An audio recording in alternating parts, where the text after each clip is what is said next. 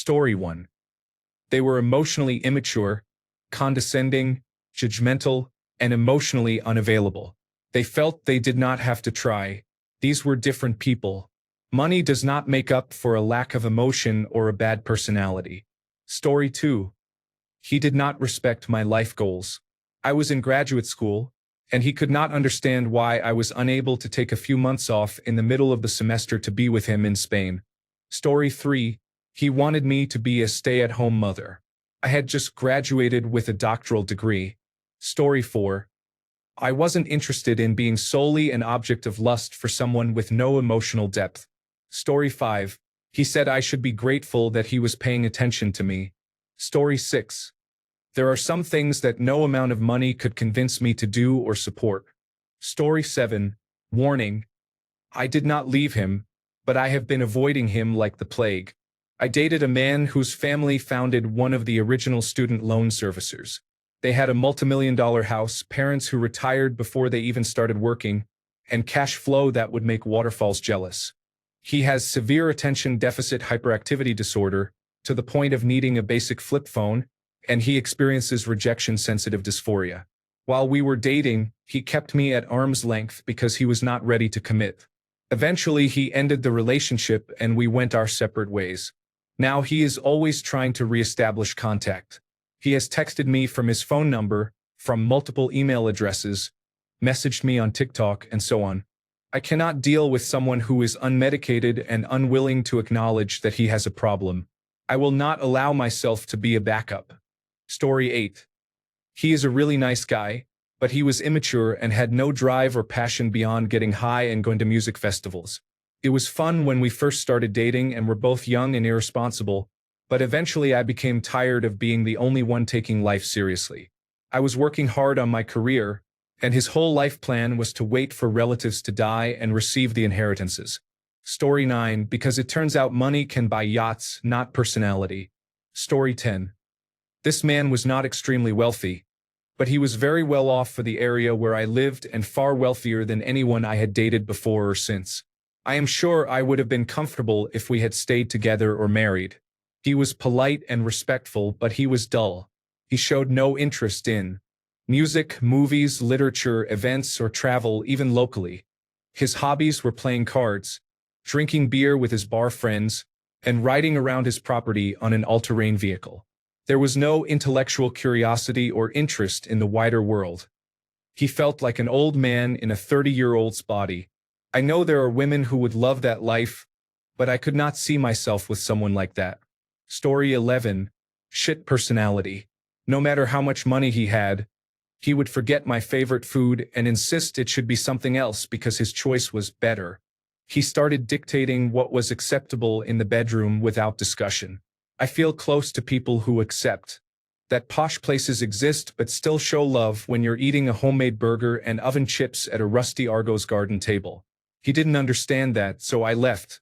Besides, money is sweeter when it's your own. It sucks when it is used as a carrot dangled above your head. Story 12. He thought the money made him the alpha, impervious to criticism. Story 13. Everything he did was more important than anything I did. His time was more valuable and his choices were more valid, he said. He did not like to compromise at all. That gets old real fast. The other guy got rich later. We were young when we met, and I was not ready to settle down. He was a good guy. Story 14. He figured I was for sale like everything else in his life. Story 15. He couldn't understand that I wanted to maintain my financial independence and therefore had to continue working. Story 16. You know the saying, if you marry for money, you'll earn every penny. It's true. Story 17. He was not a bad person. We shared the same religion and he wanted to marry me. I could not find anything wrong with him, but he deserved someone who was passionate about him, who could not wait to see him and wanted to tear his clothes off. I did not feel that way. I liked knowing my future was secure with him and we got along well, but there was not that deep love. I married my husband. We are not rich, but the love we have, the ridiculous butterflies after years together and having a baby, I would not trade for more money. I hope he found the right woman who can love him as he deserves. He will be a great husband and father someday. just not for me. Story 18. I'm not a woman. I'm a man who dated a very rich woman, and people still say I'm crazy for not staying with her. I could have had an easy life. She was attractive, enjoyed sex, and was generally cool. The problem was that she chewed with her mouth open. Her 2 children were very poorly behaved, and she did not discipline them at all. One child urinated on my carpet at my house, so I would make them leave. They frequently broke things in stores. She was not very independent with basic tasks. She would not clean her house or her car unless I helped. Her garage was packed wall to wall with junk during the first 6 months we were together and was not cleaned out until I did it. There are some things not worth putting up with for money. I used to say I would do anything for money but learned quickly that I would not. She is happily married now, so good for her. Regarding comments that I could have fixed her or hired a housekeeper. It is hard to be with someone who has no drive to do the simplest tasks like cleaning their own house or car. It's a character issue. Her house was large and very disorganized, with items stacked everywhere. I do not want to call her a hoarder, but she kept everything. Her children's baby toys, her childhood toys, broken appliances, outdated televisions, video cassette recorders, and general junk in case someone needed it. Her lack of motivation to be clean unless someone helped her was off-putting. The biggest thing that ended the relationship was her children. She practiced what I guess is called free-range parenting and imposed no consequences for their actions. The child who urinated on my floor was 9 years old and did things like this on purpose when she wanted to get out of doing something. The younger child was 5. He was not as bad, but he liked to break things because there were no consequences. She basically had the attitude that they would learn to behave better when they got older. When we finally broke up and discussed the children and her parenting, she said several other relationships had ended because of that, so she was not surprised. Story 19. He thought his money was all I needed and that he did not have to be present or involved in my life. When I told him about a minor car accident, he laughed and said, "It's always something with you." Then offered to buy me a car. I do not need a car. I need my boyfriend to ask if I am okay. He spent as much as he earned on expensive vacations and luxury cars with no savings and unpaid debts. He earned 10 times what I did and had nothing to show for it.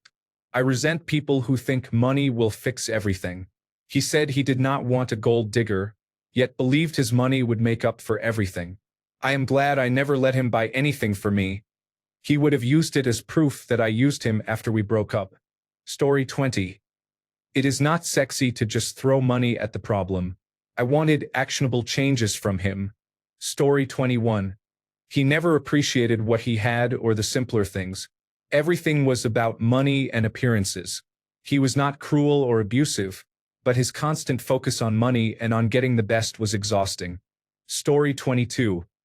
I loved him dearly, and he was the kindest, most respectful man I have ever known.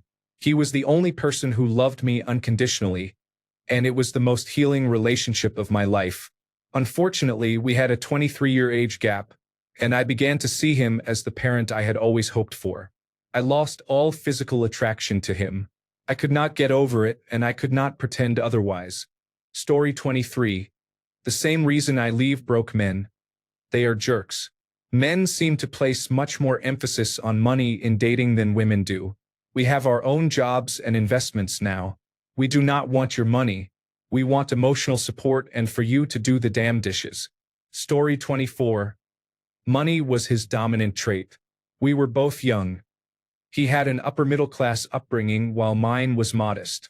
He had a significant inheritance and ended the relationship, saying I would ask him for handouts after I had recently lost my job. If he had known me, he would have known I would never ask anyone for money. Good riddance. He is now a director at a firm. Story 25. Pretty much the same as all the other comments. Emotionally abusive. No respect for my body. Never assaulted. Thankfully. He thought he should have access to my body around the clock and would guilt me if I said no to sex, constantly putting me down. It wasn't all the time, but it was enough to make me feel like shit. On top of that, he love-bombed me and bought anything I wanted. The thing that made it click for me was after we had a conversation about our future and getting married. He told me in no uncertain terms that I would never be his equal and that he was above everyone no matter what. The next day, I remembered thinking I fucking hate this guy. I broke up with him shortly after, and thankfully he didn't make a huge fuss. It was scary and difficult to leave because I had become completely financially dependent on him. It took a year to find a job, and I am still slowly building up my savings and getting things back in order. I don't regret leaving him for a second. Story 26. It was a lot of work, an unspoken arrangement in which my part of the bargain was to look 100% around the clock and constantly fawn over him. I was not seen as a person but as an object of lust. At first it felt novel because of the attention and the material things I received. After a while it felt like a job, which, to be honest, it was. I do not regret the experience, but I grew out of it. Story 27. I am richer and he got life in prison for 3 counts of first-degree murder. Story 28. He constantly asked how I managed to do anything because I was so stupid. He also abused me. No amount of money can make up for being treated like a dog. Story 29. He clearly wanted a conservative, traditional wife, and I am not that person. It was not just about finances and housework. What really put me off was the lack of conversation about the things I cared about. Story 30. I started dating my now husband and realized that, at the end of the day, while the glamorous time with the rich man was fun, I wanted to spend time with my husband instead. It was the easiest and best decision I ever made. We have been together almost 20 years and are happier than ever. The rich man also liked snakes. Story 31. Is anyone else reading this and thinking I have many of these bad traits and I am poor? Story 32. Money is not all that's important in a relationship. I wasn't happy. He wasn't happy. Money didn't matter in that case. Story 33. He had family money and did not have a job, which is fine, but he needed to do something with his life, such as volunteer, take classes for enjoyment, or get a hobby. I work very hard professionally and personally, so his behavior began to annoy me. He often looked down on others, especially people in his neighborhood. He was renovating his house, saying no one could live like this, while his house was much better than mine, which I had worked very hard on. It made me feel that he did not respect me and that I was one of the people he looked down on. He spent more in 1 month than I earn in a year every month. Story 34. I dated a man who had some money. He was a piece of shit. Then I dated several poor people. They all turned out the same. I don't date anyone now, and I love my cat. Story 35. He bored the hell out of me. Everything was planned. No spontaneity whatsoever. Story 36. The man my wife dated before me came from a wealthy family. She broke up with him because she did not feel a serious connection, and the relationship fizzled out. Money did not influence the relationship or the breakup, which is often the case. Story 37. He cheated on me. We were just too young and still cared a great deal for each other. But it was the wrong time. He is a multimillionaire now, but I do not care. I think of him as a brother. I married my husband. He takes great care of us financially and is a much better match for me. Story 38.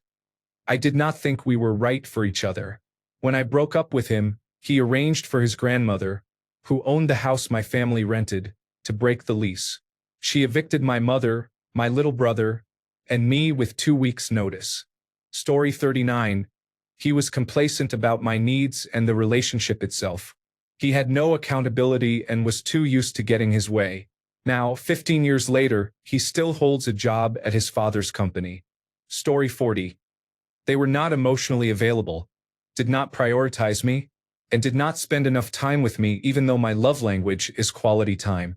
They did not want to move the relationship forward, such as moving in together or meeting each other's families. They felt financially rich but poor in every other aspect. Story 41. Not my experience, but my friend left him when she realized she was not his only mistress. It turns out being the other woman to a rich man is fine until he has additional side chicks. Story 42. Summary for most of the replies in this post. Money does not buy class, decorum, manners, maturity, common sense, or the part of the brain that registers human decency. Story 43. He wanted children. I did not. 27 years later, we are still friends. He has a grown daughter. I never changed my mind. Story 44.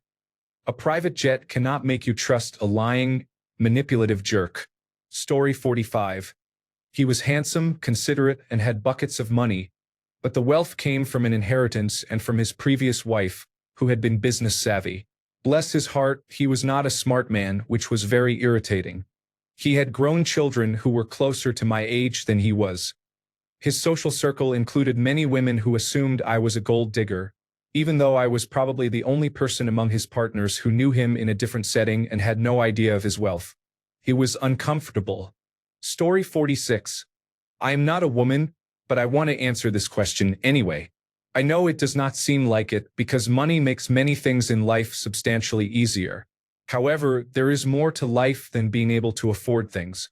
They are just possessions and cannot make up for what you lose in a toxic relationship with a harmful person. Story 47. I was once approached and followed by a man who earned thousands of dollars each day. Although he was kind, he constantly talked at me instead of speaking with me. He tried to impress me with material things but could not have a personal conversation. He was emotionally exhausting because he lacked genuine emotion and was one of the strangest people I have ever met. Story 48. He love-bombed me during our first month of dating and wanted to buy me a new personal computer, take me on trips, and discuss marriage. He was very sweet, but it somewhat freaked me out. Story 49. This is an old 1990s film. Has anyone seen Boxing Helena? Yes, that would have been me eventually. Story 50. My best friend broke up with a very wealthy man who asked her to marry him and had his own personal chef and live-in housekeeping staff. I was not surprised. He was very needy and wanted to know where she was every minute. She said she simply did not like him. She did, however, keep the Tiffany diamond necklace and earrings he had given her, but returned the 4-carat platinum ring. Story 51. He couldn't take no for an answer. I did not agree to sleep with him after our first date. I called a cab and he got in without my consent, saying that he had paid for dinner so I owed him. I can't imagine what being married to him would be. He stalked me for years using fake accounts. He was a total nut job. Story 52. He was very immature in his ability to care for himself, let alone another person. When our relationship started, he seemed attentive and appeared to be working on his issues. It turned out he was barely holding himself together and using money to cover his shortcomings. The whole facade crumbled when I needed him to be a functional adult in any area. It quickly became clear that he treated sex as something he was owed or as a selfish activity, not as something we did together. The last straw was how irritated he became when I turned him down, even for legitimate reasons. I had badly injured my neck and any jostle made me cry, but he still thought it was a reasonable time to ask for sex. Money can buy many things, but it cannot replace respect. Story 53. He was a spoiled, miserable fuck who constantly accused me of cheating and called his friends coattail riders, even though he was the person who insisted it be that way. Story 54. My ex's family has multiple trusts, including one set up to pay ransom payments. He was sweet and genuinely good, and he did not throw his money around. He envisioned me taking a role in his family's enterprises in Asia, but my vision did not include being a nepotism hire. We ultimately grew apart because I had high ambitions and he was comfortable doing what he had always done. I wish him the best. Someone is lucky to be married into that wealth and to be with a great man, but it was not for me. Story 55. Guy 1. He was a great guy, but I wasn't attracted to him. I'm still friends with him and with the woman he married. I sometimes wish it had worked out because he was much nicer than most of the other men I've dated. But physical attraction just isn't always there. Guy 2. He had horrible body odor and bad breath. I later found out he already had a girlfriend when he was pursuing me, so bullet dodged. No amount of money is worth that nonsense. Story 56.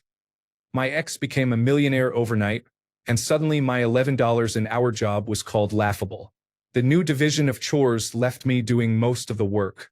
After I pointed out the unfairness, I asked why he thought I should do 70 to 80% instead of the 50-50 split we used to have. His excuse was that he now made more money than I did, so he should not have to do as much. I left. Story 57. He could never handle even the slightest inconvenience without losing his temper, nor could he solve problems unless he could throw money at them or have someone else deal with them. Story 58. He became a completely different person. We were together for more than 10 years. At that point, he inherited a decent amount of money.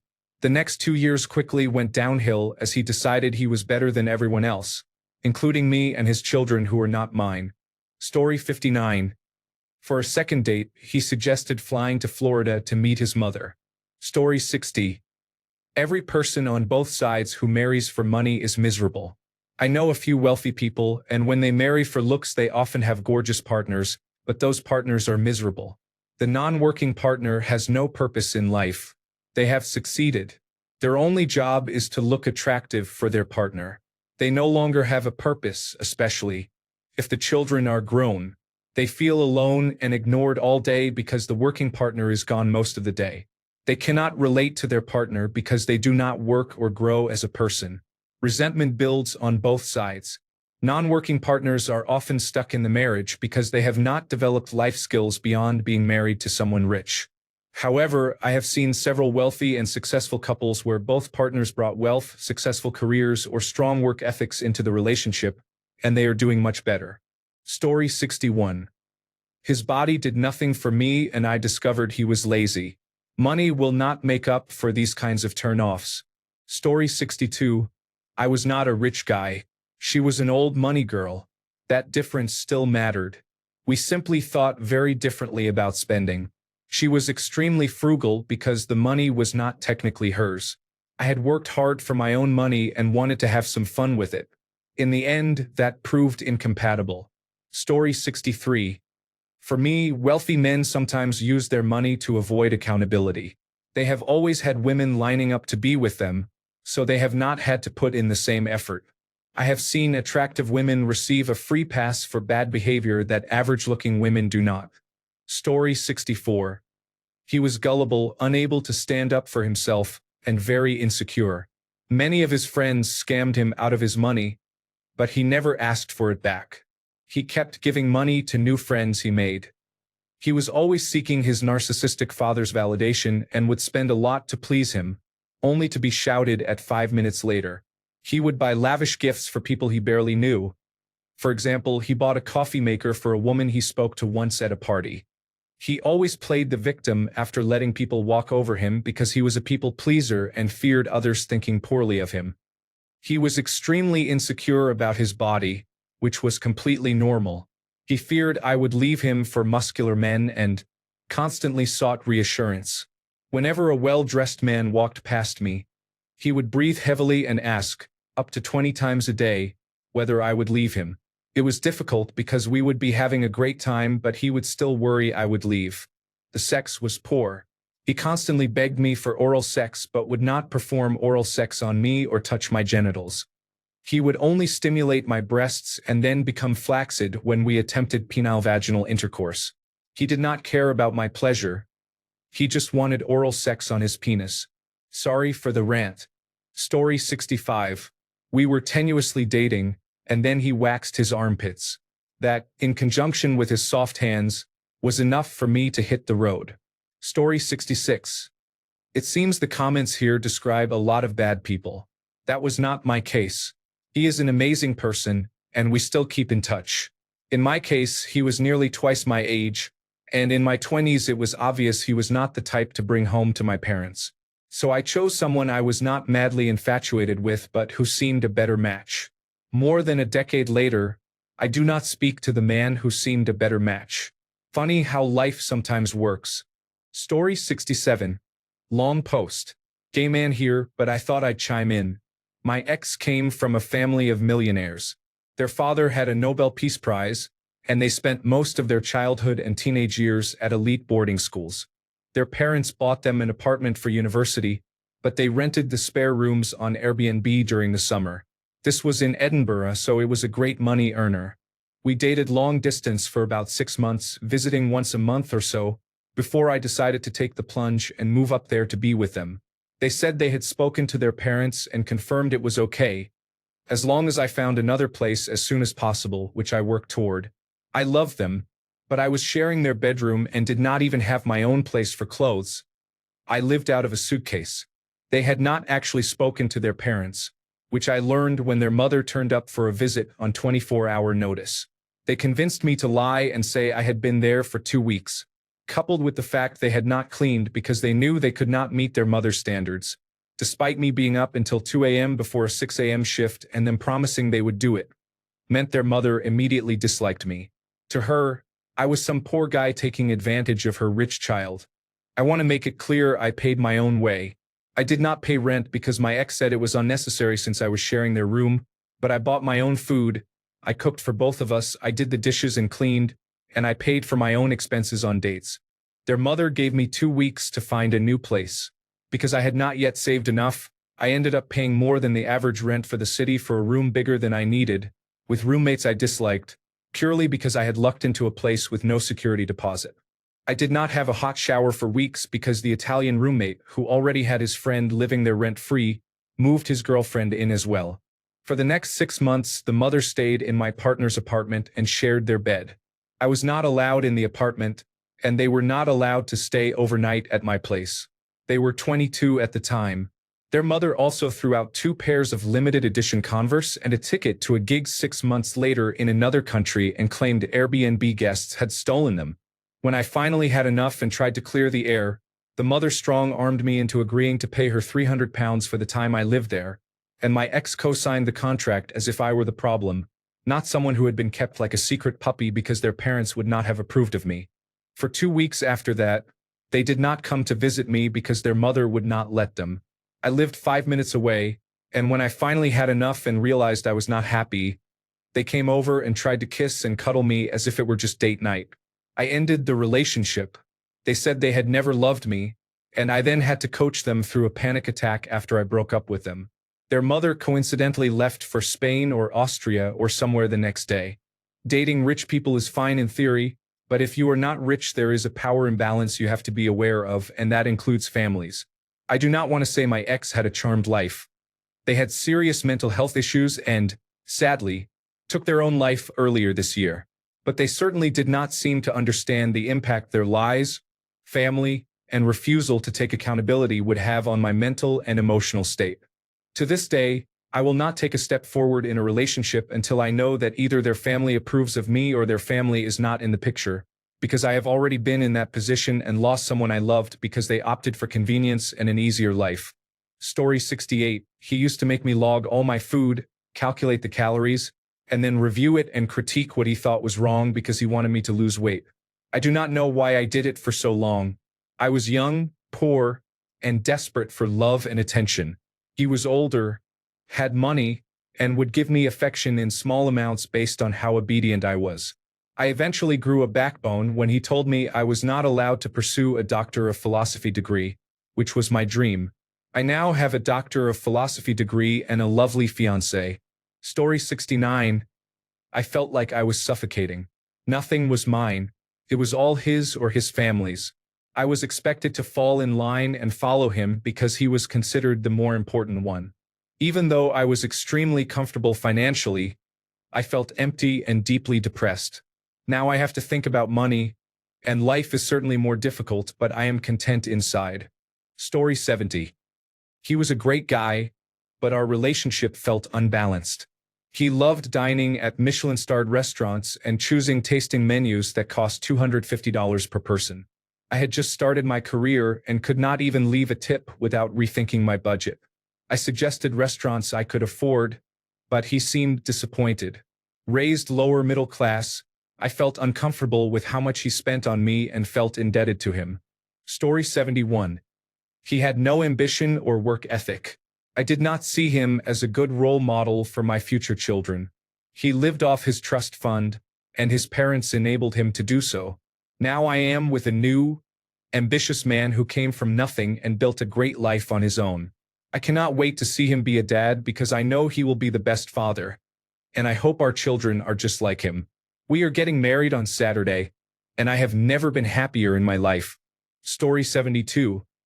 After a couple of years of marriage, he had the audacity to ask me for a postnuptial agreement once he started making money. I refused. Months later, we had an argument over something small, and he spat on me while I was holding our infant son. I lost all respect and love for him after that. Clearly, he did not respect me either. I used to think money was more important than love, but respect is above all. Many people asked why I did not stay for the money, but money does not equal character. I would rather find a man who is richer and loves me, especially because I loved him before he made a dime. Ladies, do not settle. Story 73. Not a guy, but I'm a woman who used to date a filthy rich woman, like a B-list celebrity and Nepo baby. We dated off and on for 4 years, and I ultimately cut it off because she was a psycho and a drug addict. She cheated on me constantly. The money was lovely. I had a charge card attached to her family bank account that was seemingly limitless. I traveled on her dime and bought clothes. I had an entire room in her condo just for my clothes and things. But she was addicted to heroin, partying, sex, you name it. I kind of knew when I met her. I was 19 and she was 28. But I thought after a few years she could at least stay in and watch a movie with me when she wasn't traveling or working, which was almost never. It just got exhausting and I grew out of the party vibe. I ended up taking a lot of money from her to get started in my own little studio I could afford on my own. That makes me sound bad. But this woman put me through hell, groomed me, and treated me like dog shit. Plus, the money wasn't really hers. She was a mega Nepo baby. From what I've seen and heard, she is still not doing so hot. Story 74. The idea of money is more ideal than the practice of having money. Story 75. He felt entitled to my personal time even though I had only known him for 1 week. Story 76. He wasn't the one. I figured I would find another or make one. Story 77. He became super conservative, racist, homophobic, and a woman hater. Story 78. Not me, but my friend. The man was perfectly nice in casual interactions, never bragged, and used to cover some bills for his friend group during university. He always said he wanted a big family, but also thought it was okay to cheat on his partner. My friend said no to the idea of a big family in her early 20s. When we were nearing our 30s, he started dating a local beauty queen. He bought her a small business as a source of passive income, married her, and continued cheating. I briefly dated his good friend, who used to say the wealthy man was a nice person but also openly told me he hooked up with casual partners weekly. I assume his wife knows but does not care. They now have a child. The man still lives like a young rich bachelor. We are 35, to each their own. My friend married a loyal, kind middle-class man and does not regret it. Fun fact. The wealthy man also dated another woman from our university group in his early 20s. That woman never hid that she wanted to be financially secure in marriage. She left him for his equally wealthy best friend, and they seemed to be solid. The heartbreak was widely shared. He never stopped fooling around with anyone willing for a short time. Story 79. I wasn't in love with him anymore and decided I'd be happier on my own. I was right. Story 80. A trust fund kid who made poor life choices. Money cannot trump that in the long term. Story 81. He expected everything to happen in a very specific way, like a scripted movie. He was so used to paying for things and dictating how his life would unfold that he did not know how to handle me asking for a white wine instead of a red with dinner. Story 82. I can help answer this. Not me personally, but I know someone who left Mark McGwire when he was at the height of his career, during the chase for 70 home runs in a season. Her reasoning was that he was too regimented. Story 83. We did not have anything in common. He seemed to value me only for my looks. When I tried to connect with him, the conversation was not there. I need an intellectual connection to continue dating someone. He also smoked cigarettes and frequented strip clubs. No thanks. Story 84. He was rude to waiters, baristas, and people in call centers. He once did not speak to me for 3 days of a 5-day holiday because I was not in the mood for sex one morning. He was wealthy even then. He is now the global head of legal at one of the world's largest companies. No regrets at all. Story 85. I didn't want our sons to grow up thinking that was how to be a husband. Story 86. He was controlling and overbearing. I was not interested in his money, but he certainly wanted control over how I spent my own. He thought he was a catch because he was wealthy, but he was extremely cheap. I took him to a nice restaurant for his birthday and made it clear I would pay for him. Even then, the cheap, unpleasant man tried to keep me from ordering an appetizer. Story 87. He is a lawyer, an incredibly snobby and immoral one. He was not as rich as he had led others to believe. He wore heels, which was strange. Story 88.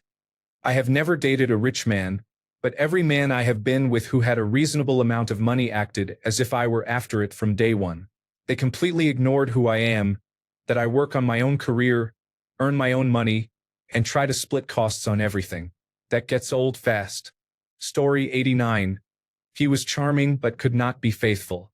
In the beginning, I ignored the warning signs, but I learned quickly. You cannot buy self-respect. Story 90. I realized that he could never be content with what he already had. Story 91. His mother was La Toxica. She would make comments at random moments in the car and elsewhere, intended to start fights between us. The father rarely spoke in my presence or made eye contact. The whole household seemed to be holding its breath. Story 92. Someone once said that if you marry for money, you pay for it for the rest of your life. Story 93. He was abusive and believed that having money meant he could do whatever he wanted and treat people badly. Story 94. If the relationship isn't right, there is no amount of money that would make me put up with it. Story 95. I would never leave my rich, hot, possessive, toxic guys. They live inside my books, movies, and television shows. Story 96. Contrary to his opinion, having more money did not mean he owned me. Story 97. I could have survived him being the personification of dry wheat toast, but the family dynamics were like living in a non-equity production of a Eugene O'Neill play. Story 98. My millionaire was really nice, but I was afraid of the power imbalance if it did not work out and we had children, so I was not willing to risk their future. Story 99. It was a fun 6 weeks, but I earned my own living, so wealth never had anything to do with it. Now, however, I am actively unattracted to very wealthy gym bro type men because I associate them with different priorities, morals, and values. Story 100. I experienced emotional abuse. He was not rich, but we were upper middle class. Now I am a free, middle-class woman who is no longer miserable in a relationship. There are some tough months when my car acts up, but I always manage. Story 101. Honestly, he seemed perfect. Smart, funny, very rich, attentive, great in bed, and his job in the entertainment business meant I could join him on international trips. But there was one problem. He wanted to attend swingers parties, and I did not. Story 102. He was controlling and had very high expectations. He was somewhat narcissistic, had obsessive-compulsive disorder, and experienced premature ejaculation. The only good things were that he was brilliant and that he made me laugh. Story 103. The family took me to meet the matriarch, Grandma, under the guise of visiting the cottage. That was false. They really trotted me out in front of Grandma to see if I passed inspection and was considered marriage material. I did not pass because, first, being adopted made me lowly, and second, waxing my legs for a weekend at the lakeside cottage was deemed slutty. I mean, for heaven's sake. This was not 1525. It was the early 2000s. Story 104. I found out he was cheating on me with more than 15 women, including high-end escorts and sugar babies. Story 105. We were together for 7 years. I had everything I could think of. On top of his wealth, he had an amazing personality, and the first 4 years were wonderful. But eventually the spark was gone, including in our sex life. I became unhappy, and no amount of money could fix it. We still talk from time to time, but just as friends. I wish him only the best. I learned that money cannot buy happiness. Story 106. The way the question is phrased implies that money is the most important thing a woman looks for. Story 107. I know a woman. This was at least 15 years ago. She was dating a very wealthy man whose family had long been in development and construction. He drove a Ferrari and an Audi A8. She eventually left him because he was a larger man, and she said his penis was too small and his stomach too large, so they could not comfortably have intercourse. She tried to stick it out, but eventually decided it was not worth it. She was financially successful herself, and although not as wealthy as he was, she was not dependent on him for a comfortable lifestyle. Story 108. He was about as dumb as a doorknob. Attractive, incredibly kind, and an animal lover, he could not hold an intelligent conversation. Story 109. He didn't tip the teenage waitress at Pizza Hut because she wasn't doing a good job. Story 110.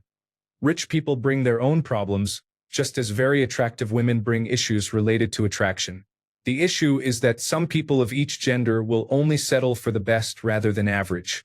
For example, some women say they will not date a man who makes less than $150,000. Personally, if a woman is average, that is fine with me as long as she shows love, respect, and attention. Story 111. He was incredibly boring, took himself very seriously, and was judgmental in private while acting holier than thou in public. Yuck. Story 112. He was not a good person, and I cannot date anyone like that. He also spoke negatively about his soon-to-be ex-wife. Story 113. He had terrible values. No amount of money makes up for the way he thought of certain people. As soon as I became aware of his views, I left. Story 114. He would give me gifts worth $300 but never write me a letter. I made it clear that the letter mattered more to me than the gifts. Story 115. Laughing out loud. Can someone come my way so I can experience and contribute to this post? Story 116. He weaponized therapy speak to justify throwing toddler tantrums about very minor things. We are talking about disagreements over what to have for dinner. Story 117.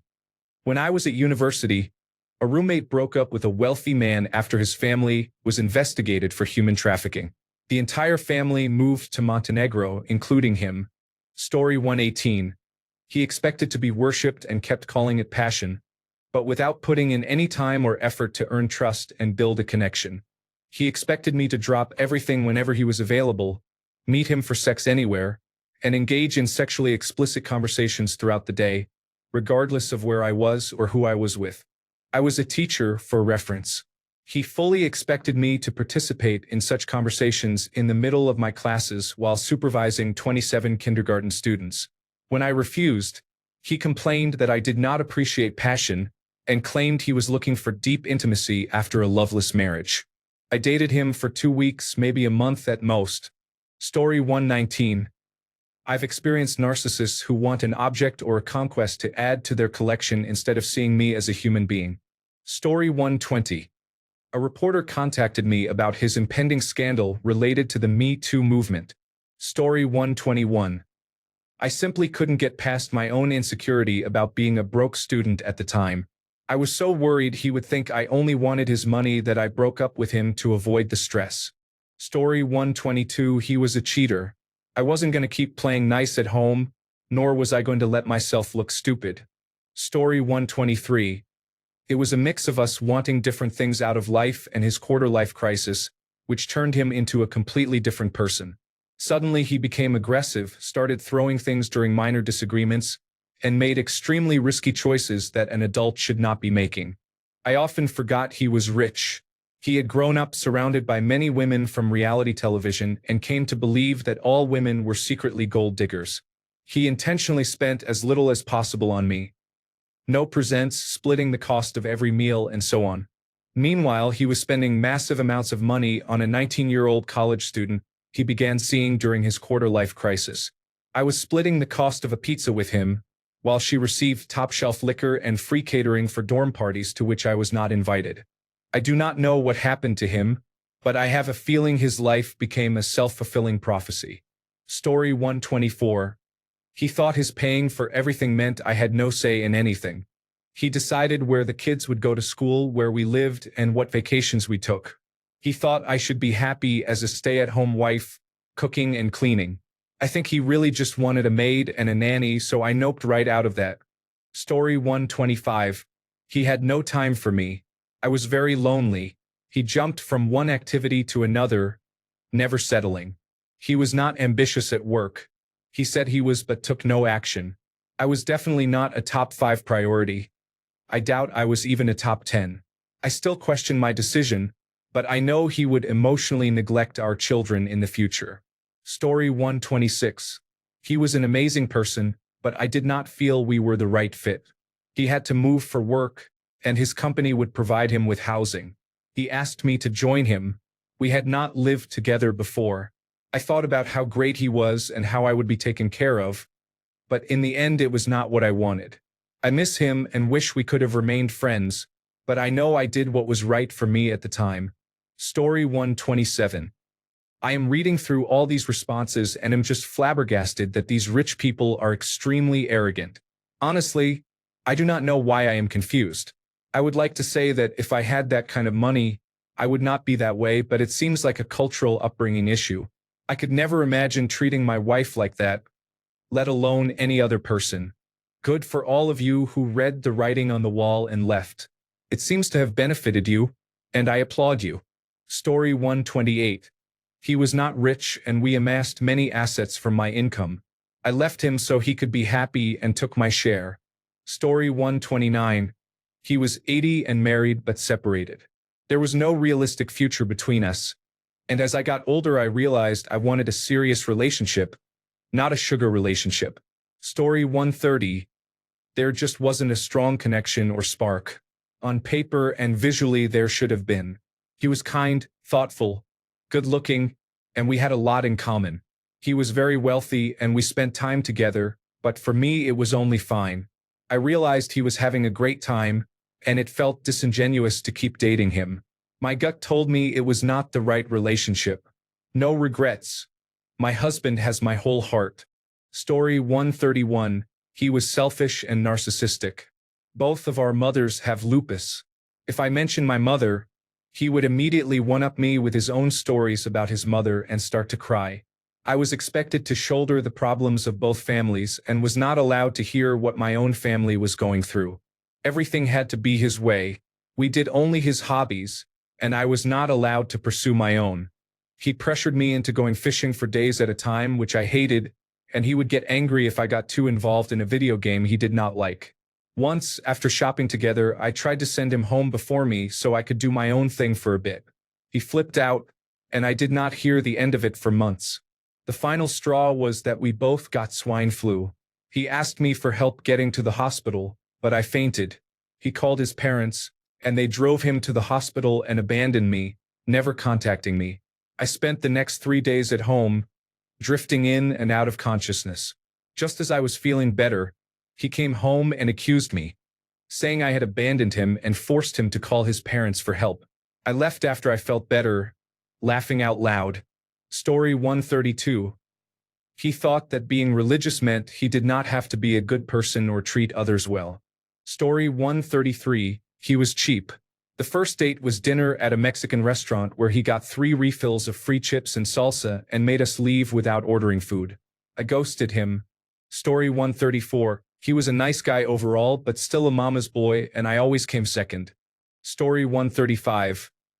Okay, some of these women need to tell us what they did with the wealthy man when they first got together. Story 136. I was dating a wealthy man who had multiple female friends who were leeching off him. If that was not enough, he was still neck deep in trauma from a divorce that happened years earlier, calling me a gold digger and insisting every woman was after his wealth. To be honest, he had nothing else to offer emotionally, and I was not willing to endure being his unpaid therapist for life, dealing with that level of emotional dumping. I never felt so relieved. Thanks a bunch for sticking around till the end of the video.